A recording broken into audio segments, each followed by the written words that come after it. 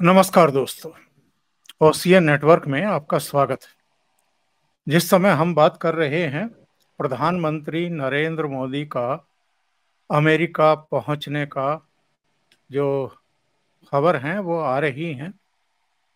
उनकी Joe Biden से, Japan और ऑस्ट्रेलिया के प्रधानमंत्रियों से द्विपक्षीय बातचीत भी होगी और क्वाड में जो समिट होना है वो भी होने जा रहा है। और 22 सितंबर के जो उनके कार्यक्रम है उसमें सबसे अहम जिस पर निगाह लगी हुई है वो है करीब 24-25 हजार भारतीयों का जमावड़ा, जहां पर प्रधानमंत्री संबोधन करने जा रहे हैं। कल तक की सूचना थी कि 24,000 रजिस्ट्रेशन हो चुके हैं। आप समझ लीजिए, अमेरिका में इतनी भीड़ जुटना किसी नेता के लिए बिल्कुल आसान नहीं होता है, और ये अतीत में भी नरेंद्र मोदी कर चुके हैं। मोदी जी का 3 दिन का दौरा है साहब, और जो बाइडेन से और दूसरे राष्ट्र प्रमुखों से उनकी बातचीत हो ही रही है।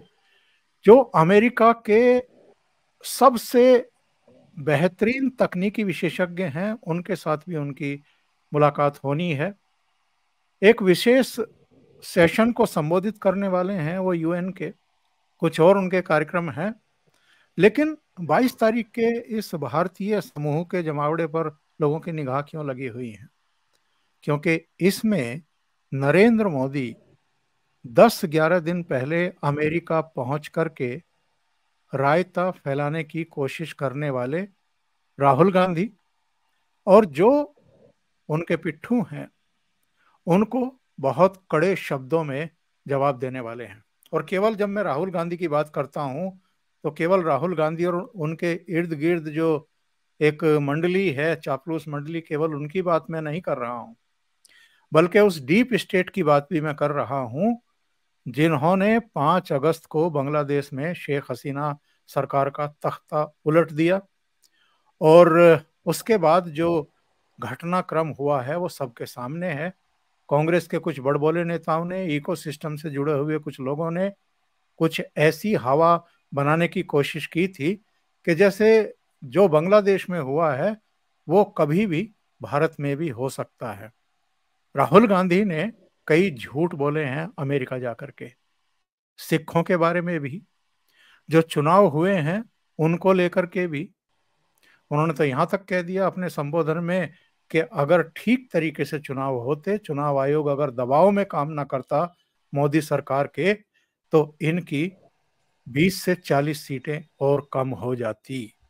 तो मेरे साथ जुड़ रहे हैं अनुपम मिश्रा जी।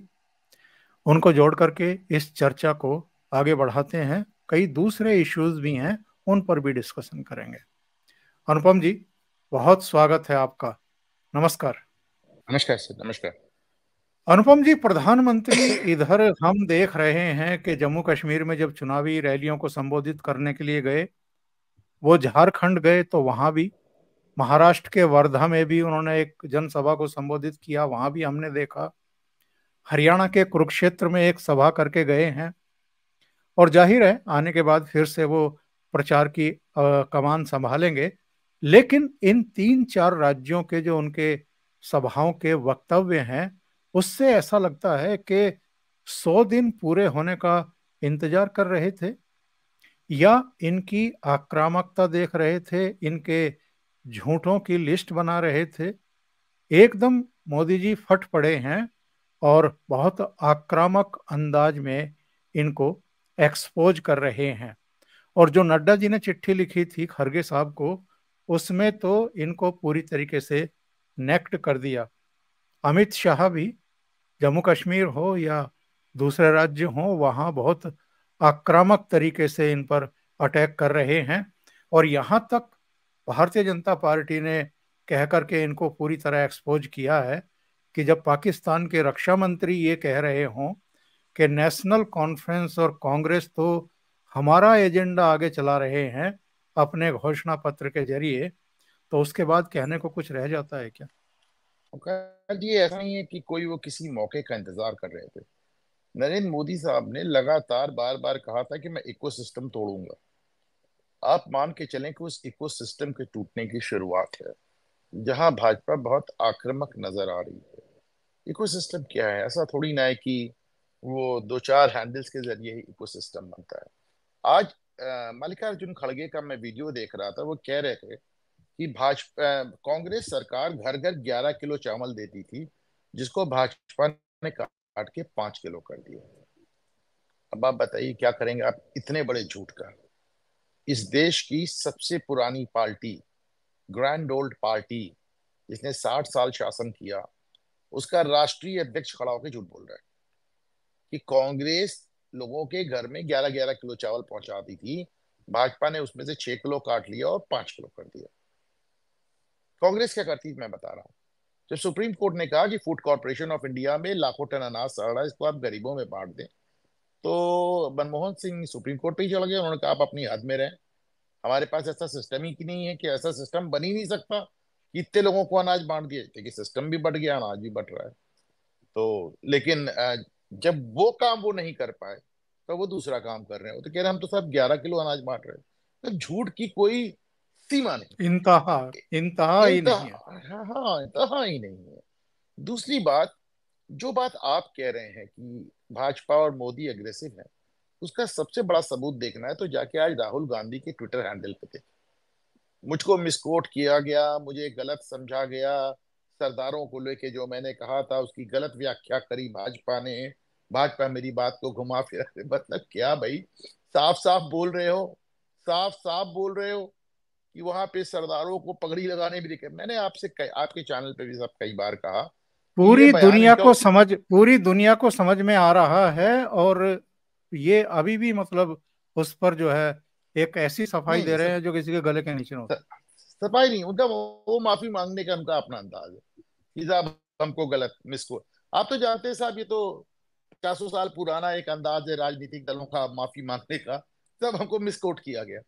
और मैं आपके चैनल पे लगातार कई बार इस बात को कह चुका हूं कि राहुल गांधी का ये अमेरिकी दौरा उल्टा पड़ गया, और सिखों को लेके उनका बयान तो बहुत भारी पड़ गया। पूरे भारतवर्ष में, नहीं सारी पूरी दुनिया में उनको सिर्फ पन्नू मिला अपनी बात का समर्थन करने के लिए, और कोई नहीं मिला।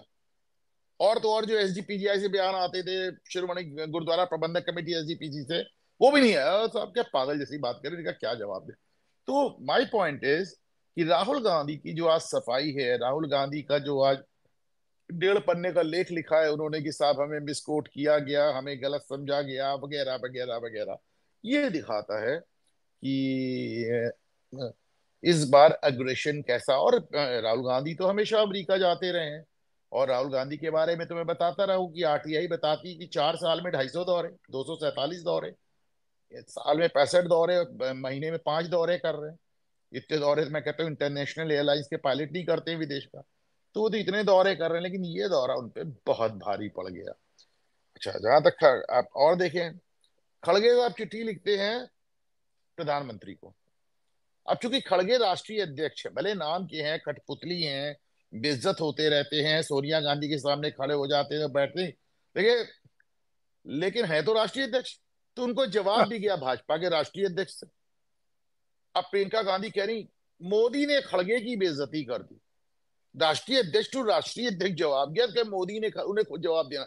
बेइज्जती क्या होती है? मैंने अपने चैनल घूमता आईना पे दो दो तीन तीन वीडियो डाले हैं इस पे। सोनिया गांधी आके बैठ गई और खड़गे, और राहुल गांधी बैठ गए और खड़गे खड़े हैं तो खड़े हैं कि साहब जब तक बिल्कुल। मैडम कहेंगे नहीं हम बैठेंगे नहीं। सोनिया धूप पे खड़ी तो खड़गे छाता लेके खड़े हैं। सोनिया बड़ी कुर्सी पे बैठ रही है, और राष्ट्रीय अध्यक्ष खड़गे छोटी कुर्सी पे बैठ रहे हैं। और तो और मैंने एक ऐसा वीडियो भी शेयर किया घूमता आईना पे, जहां पे दिखाया कि प्रधानमंत्री मनमोहन सिंह गलती से बड़ी कुर्सी पे बैठ गए, तो सिक्योरिटी वाले ने प्रधानमंत्री को उठा दिया। ये बिल्कुल। तो सोनिया पीछे हाथ बांधे खड़ी, उठाओ इसको। जो उठा के उनको अलग किया गया तो सोनिया उसको ये होती है बेइज्जती। बेइज्जती नहीं, जलालत, जिसमें जलील कर देना। और यहाँ तो राष्ट्रीय अध्यक्ष ने राष्ट्रीय अध्यक्ष को चिट्ठी लिखी और प्रियंका कह रही बेइज्जती हो गई। तो देखिए साहब, इन बयानों में कोई दम नहीं है, और ये तो एकदम इसका कोई ना सर है ना पैर है। लेकिन वही बात है कि मैंने आपसे बार बार कहा है कि इस देश में एक जनसंख्या ऐसे लोगों की भी है जो लड्डू में गोमांस मिलाना चाहते हैं, जो हिंदुओं को हर हाल में किया। और हिंदुओं में एक जनसंख्या ऐसे लोगों की है जिनको हर हालत में अपने ही धर्म से, अपने ही समाज से, अपने ही देश से कुछ दिक्कत आ रही है। तो अब क्या ही कहा जाए। तो अब राहुल गांधी के वो फॉलोअर तो बने ही रहेंगे, केजरीवाल के वो फॉलोअर तो बने ही रहेंगे। ओंकारी।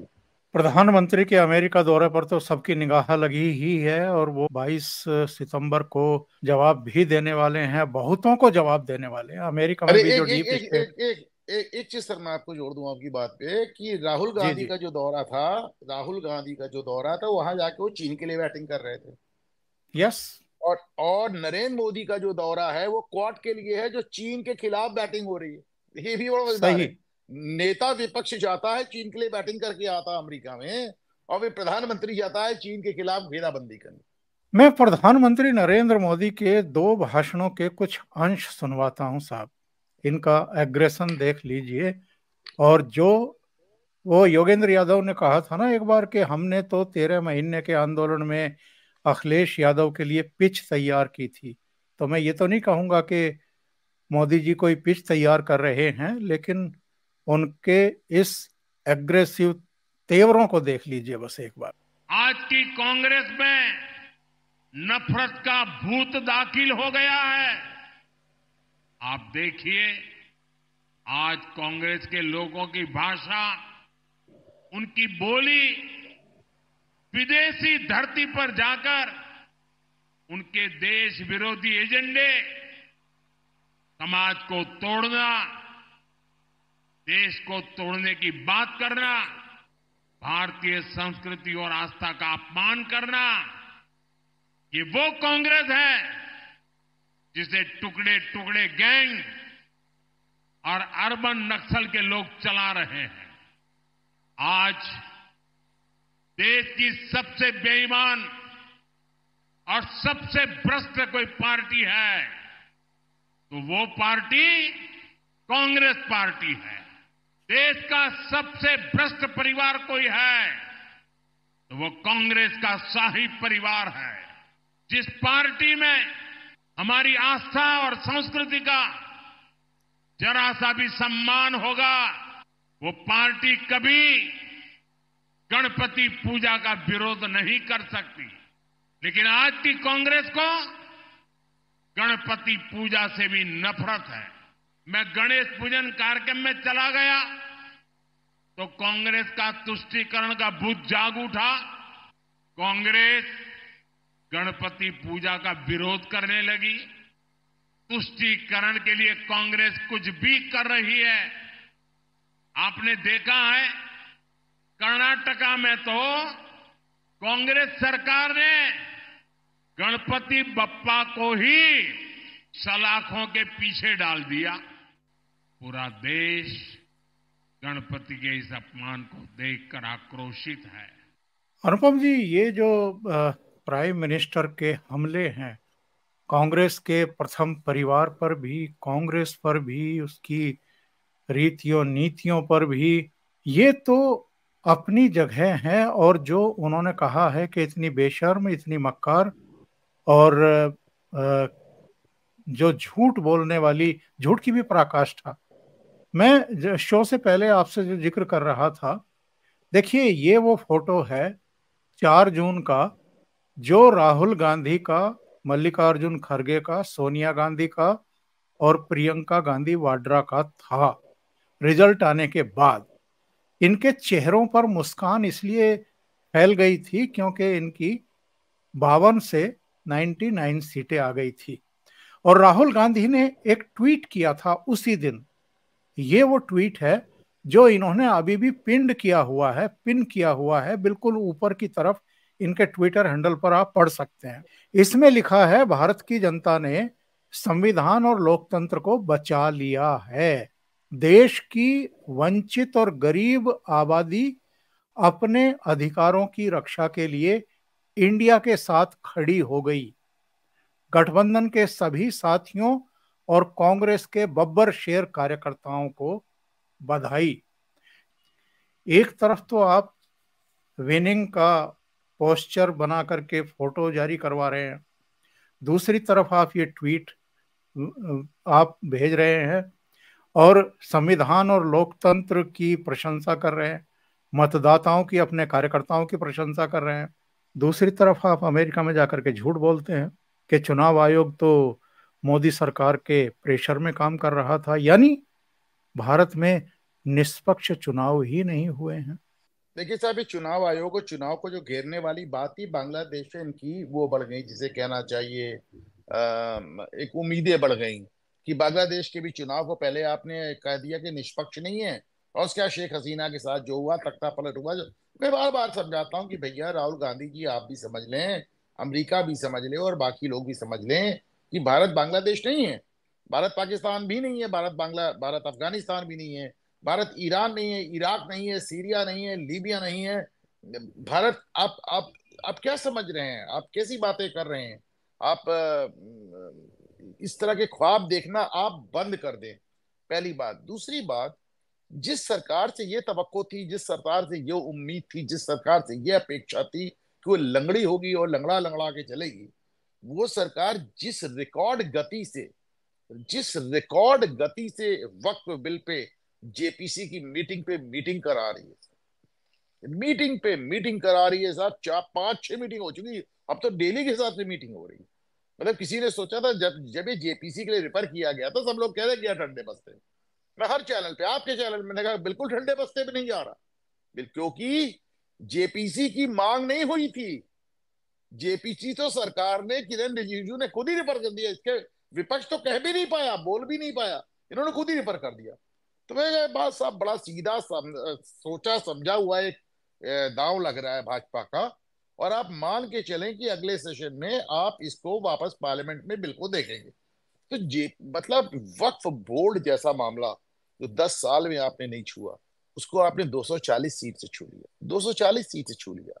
240 सीट पे खड़े होके डंके की चोट पे कह रहे हैं साहब सी डबल ए लागू होगा, एनआरसी लागू होगा। और सोचे, जिसके लिए 2/3 बहुमत चाहिए, 2/3 बहुमत चाहिए वन नेशन वन इलेक्शन के लिए, एक देश एक चुनाव के लिए 2/3 बहुमत पे बात बनेगी। आप सोचिए 240 सीट पे खड़े होके Bharatiya Janata party one nation one election की बात कर रही। मतलब जिस तरह के बड़े बड़े फैसले वो आपको 303 सीट पे लेते नजर नहीं आए, वो फैसले आपको 240 सीट पे लेते लग रहे। आप देखिए बात बौखलाहट क्यों है। बौखलाहट पहले बौखलाहट था कि साहब 240 सीट आ गई और अब भाजपा की सरकार ही नहीं बन पाएगी, कोई साथ ही नहीं जाएगा, तो चले गए लोग। फिर कहा नहीं नहीं साहब, अभी नीतीश कुमार और चंद्रबाबू नायडू ये मंत्रालय मांगेंगे, वो मंत्रालय मांगेंगे, स्पीकर का पद मांगेंगे, किसी ने कुछ नहीं मांगा।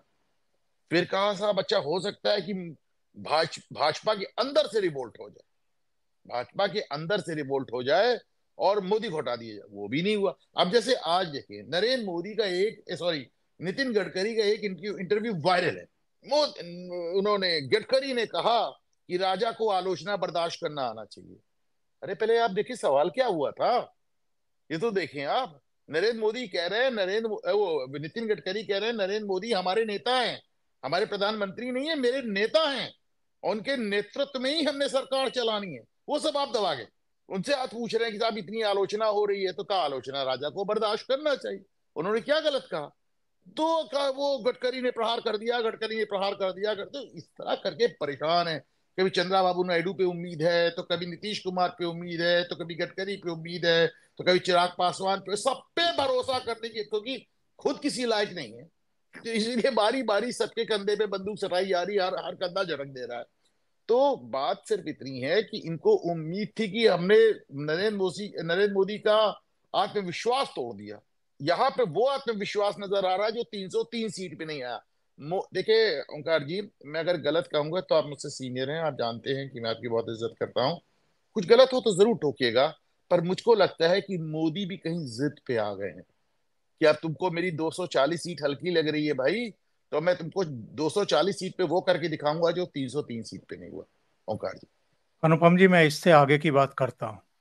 नरेंद्र मोदी का जो अमेरिका का दौरा है, ये क्या पूरी डीप स्टेट को, अमेरिका में बैठे हुए भारत विरोधियों को और उन तमाम षड्यंत्रकारियों को जवाब देने के लिए नहीं तय किया गया है? ये जो 22 तारीख की उनकी संबोधन है, जिसमें करीब 25,000 भारतीयों को बुलाया गया है, ये एक तरीके का शक्ति प्रदर्शन नहीं है, और ये नहीं है कि हम आपकी जमीन पर आकर के आपकी आंखों में आंखें डाल करके जवाब देने में आज सक्षम हैं।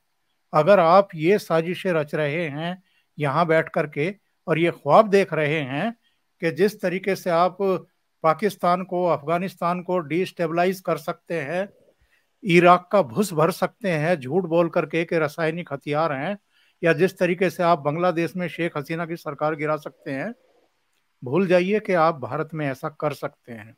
और उनके जाने से पहले डोनाल्ड ट्रंप का ये बयान आना कि अगले हफ्ते मेरे दोस्त नरेंद्र मोदी से मेरी मुलाकात होगी कि नहीं होगी वो छोड़ दें, और वो मुलाकात होगी तो किन संदर्भों में और किस अंदाज में होगी वो भी हम अभी देखेंगे कि 3 दिन के दौरे के दौरान वो डोनाल्ड ट्रंप से मिलते हैं कि नहीं मिलते हैं।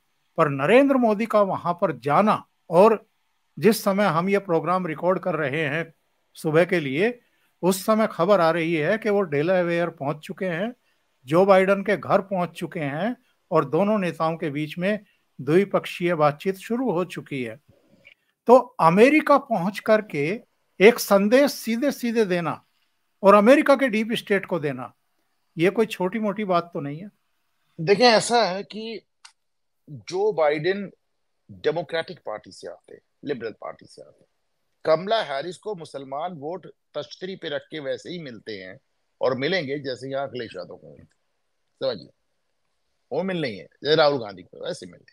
क्वाड की ये मीटिंग अमेरिकी सरकार ने चुनाव के ठीक पहले सिर्फ इस उम्मीद के साथ रखी थी कि साहब नरेंद्र मोदी यहाँ आएंगे, जो बाइडेन से हाथ मिलाएंगे, उनके साथ गर्मजोशी से गले मिलेंगे, उनके घर खाना खाएंगे, तो कहीं ना कहीं भारत वंशियों के कुछ वोट डेमोक्रेटिक पार्टी से आ जाए, उसमें जुड़ जाए।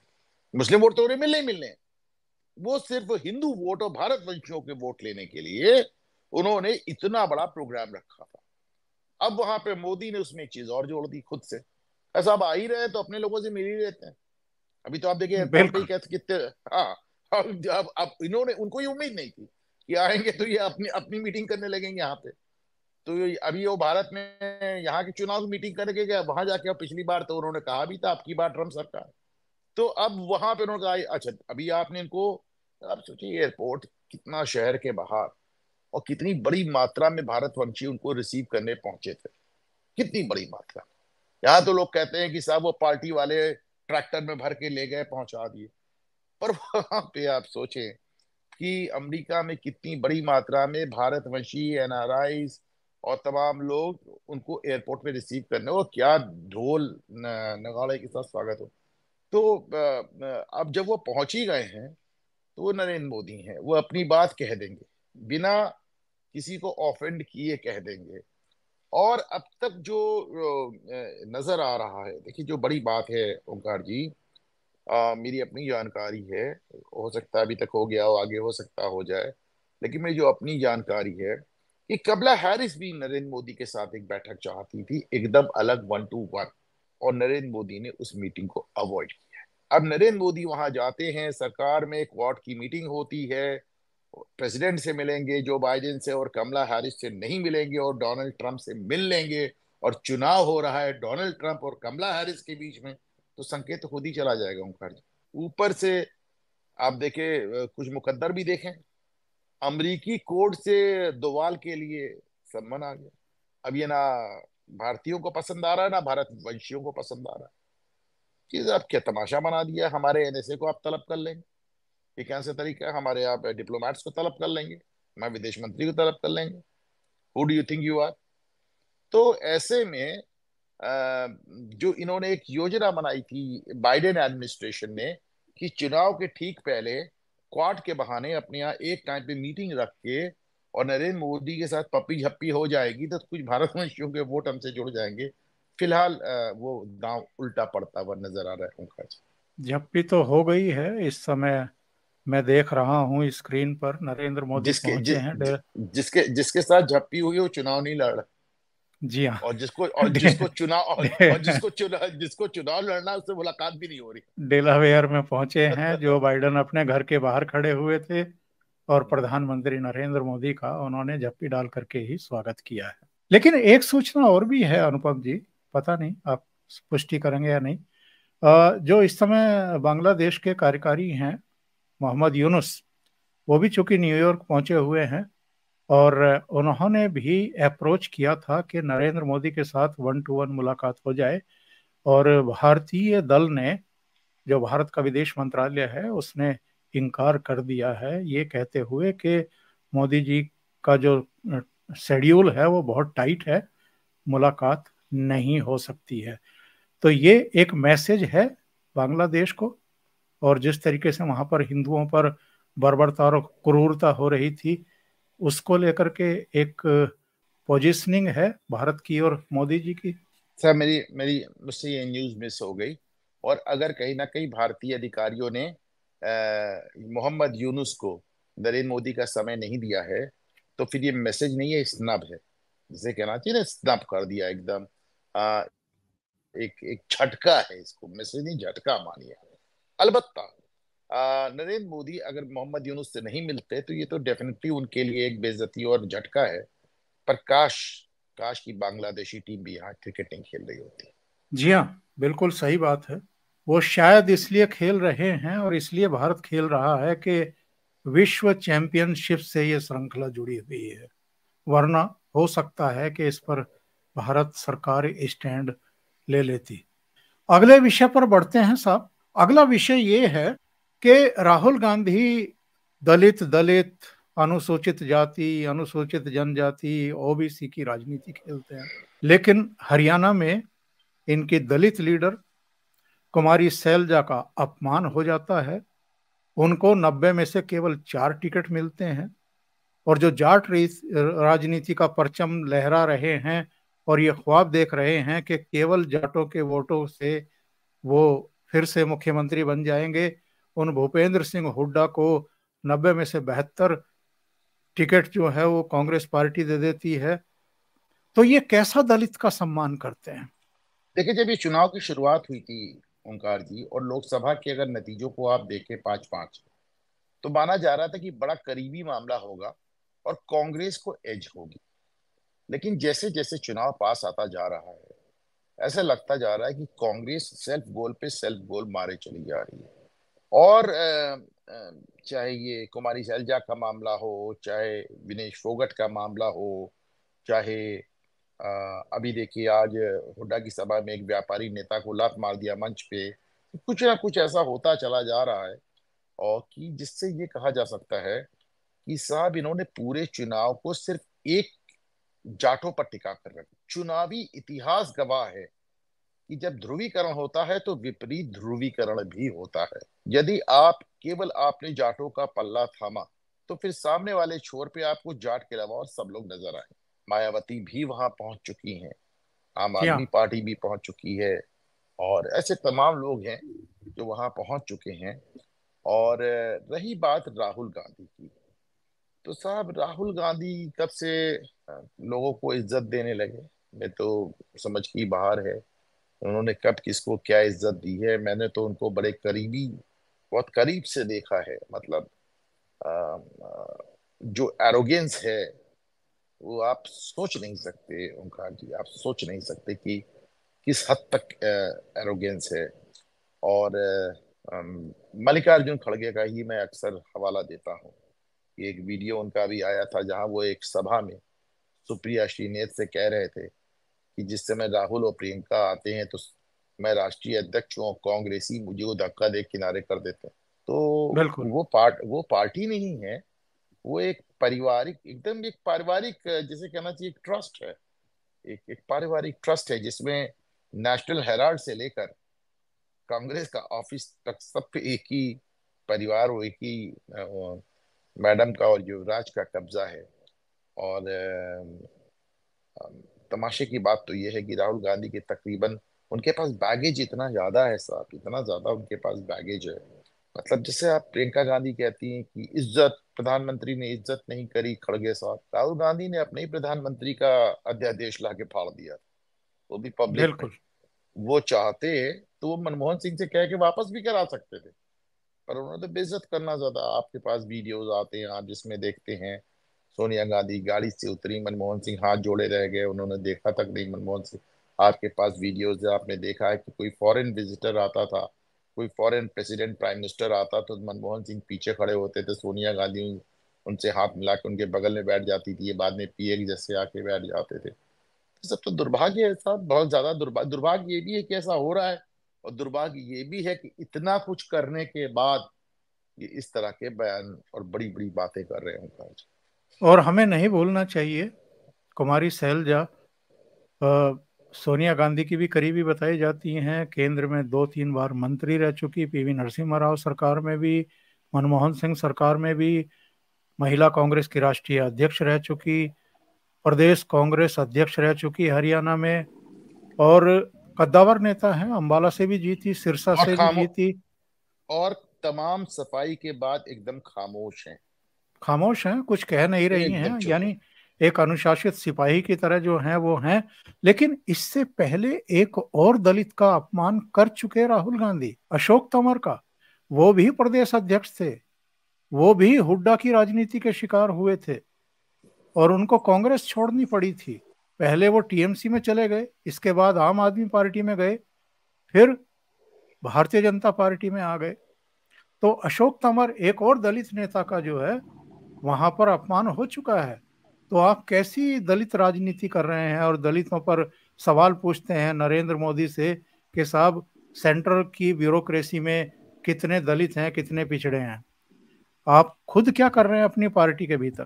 राहुल गांधी को खुद नहीं मालूम वो क्या बोलते हैं और क्या करते हैं। देखिए एक बात समझ लीजिए, जब अपमान करने की बात आती है तो क्या दलित और क्या गैर दलित कांग्रेस पार्टी को खास तौर से गांधी परिवार सबको एक नजर से देखता है, एक नजर से देखता है। मतलब आप देखें कि दक्षिण भारत में तो पार्टियों की स्थापना सिर्फ इस बात पे हुई कि राजीव गांधी गए और एयरपोर्ट पे मुख्यमंत्री को बेइज्जत कर दिया, आपको याद होगा। यस, तो वहां, यस। हाँ, तो हाँ, वहां और तो वो एयरपोर्ट पर ही रो पड़े थे भाई, हाँ, रो पड़े थे। चीफ मिनिस्टर वहीं रो पड़े थे।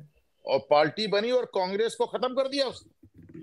हाँ, खत्म हो गई उसके बाद वहां हम्म, कांग्रेस बिल्कुल एकदम किनारे चली हाँ, गई। हाँ, हाँ। तो ये एरोगेंस कोई पहली थोड़ी ना है। वो अभी तक इंदिरा गांधी के युग में जी रहे हैं, अभी तक इंदिरा गांधी के युग में जी रहे हैं। और देखें नैरेटिव में बहुत दम है। आप बस ये है ना कि रस्सी आवत जात है सिल पर पड़त निशान, उसी बात को आप रटे रटे रटे रटे रटे रटे आप लोगों को कभी कभी उसको बेच भी देते हैं। राहुल गांधी ने एक झूठे नैरेटिव को इतना दोहराया, इसीलिए इस समय भाजपा आपको इतनी एग्रेसिव है। अभी मैं देख रहा था, स्टालिन को देख रहा था, वो पेरियार जयंती मना रहे थे। आज सर मैंने एक शो किया, आपके शो के माध्यम से आपके व्यूअर्स को मैं कह रहा हूँ, घूमता आईना, मैंने आज पेरियार पे एक शो जी किया। अगर जी। समय हो तो जरूर देखें कि डीएमके की स्थापना पेरियार के विरोध में हुई थी।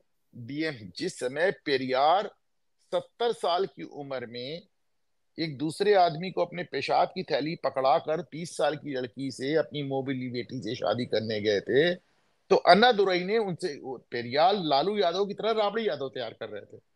अन्ना दुरई को लग रहा था कि इसके बाद द्रविड़ कशगम का खेल मेरे पास आएगा, उन्होंने टूट के अलग डीएमके बना ली। तो लेकिन आज वो देखिए स्टालिन कहते हैं कि पेरियार पेरियार कर रहे हैं। तो ये नैरेटिव में बड़ा दम है सर। आप राहुल गांधी, लेकिन एक बात याद रखें कि नैरेटिव जो है वो भी काठ की हांडी की तरह है, ओंकार, वो बार बार नहीं चढ़ता। और जिस घटना का उल्लेख अभी अनुपम जी कर रहे थे, उसका स्क्रीनशॉट मैं आपको दिखा देता हूं ताकि आपकी स्मृतियां आ जाएं। जब राजीव गांधी ने एयरपोर्ट से ही छीन ली थी कर्नाटक के सीएम की कुर्सी, ये वीरेंद्र पाटिल थे जिनको उन्होंने एयरपोर्ट पर उतर करके बुरी तरह झिड़क दिया था, डांट और दिया था। और राजीव गांधी किसी पद पे नहीं थे, सिर्फ कांग्रेस महासचिव थे। यस। और लिंगायत समुदाय को ताल्लुक रखते थे, और उसके बाद लिंगायत ऐसा रूठा कांग्रेस पार्टी से, कांग्रेस का बरसों तक वहां पर नाम लेवा पानी देवा नहीं रहा, बिल्कुल किनारे लग गई थी। तो ये बिल्कुल सही सही घटना है, आप थोड़ा सा भी सर्च करेंगे तो आपको मिल जाएगी। अब अंतिम चरण में पहुंच रहे हैं साहब। केजरीवाल की जगह आतिशी मार्लेना दिल्ली की मुख्यमंत्री बन गई है साहब। तो क्या इससे सारे पाप धुल जाएंगे और अरविंद केजरीवाल के जितने आरोप लगे थे पब्लिक सब भूल जाएगी कि इन्होंने शराब घोटाला किया है। ये 5 साढ़े 5 महीने जेल में रह करके आए हैं, जमानत पर बाहर हैं, सब भूल जाएंगे लोग। देखिए, पहली बात तो है कि आतिशी मारलेना का चुनाव सिर्फ इस कारण से हुआ है कि वो पूरे लीडर्स की लाइन में सबसे कमजोर कड़ी, सबसे कमजोर। हमको भूलना नहीं चाहिए कि आम आदमी पार्टी 11 साल सत्ता में, लेकिन आतिशी मारलेना पिछले साल मंत्री बनी है जब जी हाँ, सत्येंद्र 1.5 साल जैन से उसके, ही है। हाँ, और जब सत्येंद्र जैन और मनीष सिसोदिया दोनों जेल चले गए, तो ये सबसे कमजोर कड़ी। केजरीवाल को यह भी मालूम था कि आतिशी मारलेना के माता पिता का अफजल गुरु के लिहाज से जो वामपंथी बैकग्राउंड है, वो आतिशी की कमजोरी और बन जाएगा। आपने देखा स्वाति मालीवाल ने हमला भी कर दिया। तो आतिशी मारलेना मुख्यमंत्री सिर्फ इसलिए हैं क्योंकि, अच्छा, और नेता वो ठेंगे भर की भी नहीं है। आपने देखा कि वो लोकसभा चुनाव पिछला लड़ी थी तो 4.25 लाख वोट से हारी थी गौतम गंभीर से, और लोग जी ये हाँ। दूसरे नंबर पे भी नहीं, तीसरे नंबर पे आई थी। तो वो धेले भर की नेता नहीं है, सबसे कमजोर कड़ी है, बैकग्राउंड गड़बड़ है, मार्क्स और लेनिन को मिला के अपना नाम लेके आई है। तो ऐसे में उनको मालूम था कि मुझे सबसे कमजोर कड़ी चाहिए। जैसे किसी जमाने में नीतीश कुमार ने जीतन राम मांझी को ढूंढा था, उन्हें लगा साहब बड़ी कमजोर कड़ी है, लेकिन कमजोर कड़ी पावरफुल हो गई, ताकतवर हो गई। इसी तरह इन्होंने अपनी समझ में आतिशी मारलेना को ढूंढा है, पहली बात। दूसरी बात, आपने सर नोटिस किया कि इस बार जब से केजरीवाल जेल से निकल के आए हैं, वो बातें नहीं कर रहे हैं जो जेल से निकल के करते थे। मोदी ने मुझे फंसा दिया, केस झूठा है, ऐसा वैसा। क्यों, तो मोदी का नाम भी नहीं ले रहे हैं सर, वो तो मोदी का नाम भी नहीं ले रहे हैं। और वो तो इस बार आपको कुछ ज्यादा सॉफ्ट पेडल करते हुए नजर नहीं आ रहे हैं। बहुत सारा एग्रेशन सिरे से गायब है, सिरे से गायब है। हाँ, तो सारा एग्रेशन एकदम सिरे से गायब नजर आ रहा है। और सही पीछे तो, और जिस शीश महल के लिए भ्रष्टाचार और नियमों की सबकी बलि चढ़ा दी केजरीवाल ने, बच्चों की कसम खा के झूठ बोल दिया, उस शीश महल जिसमें उनकी आत्मा का निवास है, अगर आज वो शीश महल को छोड़ने की बात कर रहे हैं, तो उसका सिर्फ और सिर्फ एक कारण है, केजरीवाल भयभीत है। 5 महीने बाद आने वाले चुनाव से भयभीत। बिल्कुल सही है। और चलते चलते जरा दर्शकों से कुछ रोचक चित्र साझा करता हूँ। एक चित्र जो आपने देखा और उसको लेकर के पता नहीं कहाँ कहाँ आग लगी और फिर किस तरह शांत हुई, अभी शांत हुई भी नहीं है। इसके बाद एक और चित्र हमारे और आपके सामने आया। प्रधानमंत्री नरेंद्र मोदी दीप ज्योति, जो उनके घर की नन्ही मेहमान है, नवजात है, उनकी गाय की बछिया, उससे लाड़ दुलार करते हुए दिखाई दिए, बहुत ही भावनात्मक तरीके से। और एक और चित्र मैं आपको साझा कर रहा हूं, ये कल आया था योगी आदित्यनाथ का। वो भी जो बछियां हैं उनको गुड़ खिलाते हुए दिखाई दे रहे हैं। ये जो चित्र, योगी की अपनी गायों के साथ अक्सर फोटो वीडियो आता रहता है।